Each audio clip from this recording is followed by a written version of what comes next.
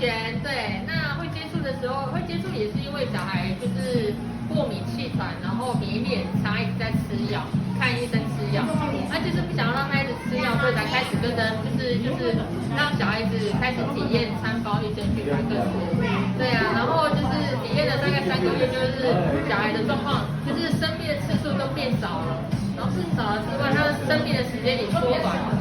对，然后气喘都没有再发作过，然后就觉得说改善的很好，然后现在都可以爬山啊、玩水啊都没有问题。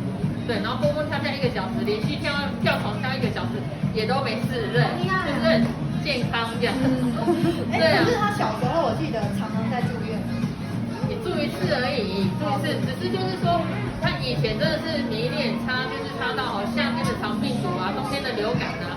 他没有一次是没有跟流动身上，对，他每次都是跟流行，就是流行什么病毒，他就跟流行就对了。可是这一次的这次的那个新冠肺炎呢，居然没有跟，他没有跟上，对，很棒，对，就是免疫力改善的很好，对啊，他这是我先生，内容，对，我你来抱一下，我抱一下。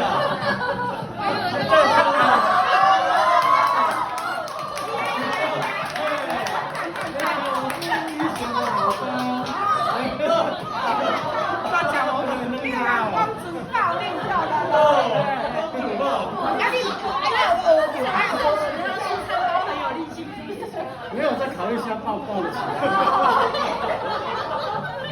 抱起来那抱，啊你竟然讲不抱，啊叫你下面那抱，抱不下去了。阿豪，介绍一下。我是医学老公，我叫阿豪，嘿。职业在做什么？在做什么？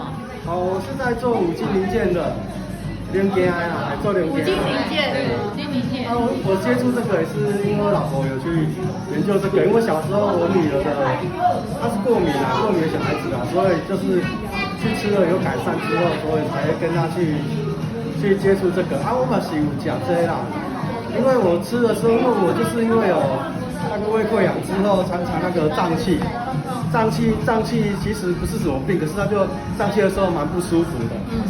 他就有吃这个，可能就吃益生菌吧。他吃了之后，就这个减少了胀气不舒服的方面而已。因为我其他部分我是没有问题的，没三高没什么，所以做胀气的这个小毛病而已。不过他会打呼哦。餐包跟益生菌，他在吃餐包益生菌的时候，晚上比较不会打呼。很棒哎！改善打呼，百克斯也不会打呼吗？对，百克斯加百克斯下去，百克斯也比较不会打呼。我们家实验过了。对啊，我有发现的，就是他吃益生菌跟餐包的时候，当天晚上就比较不会打呼。对，可是没有吃的时候就又会打呼。对，要认真体验哦。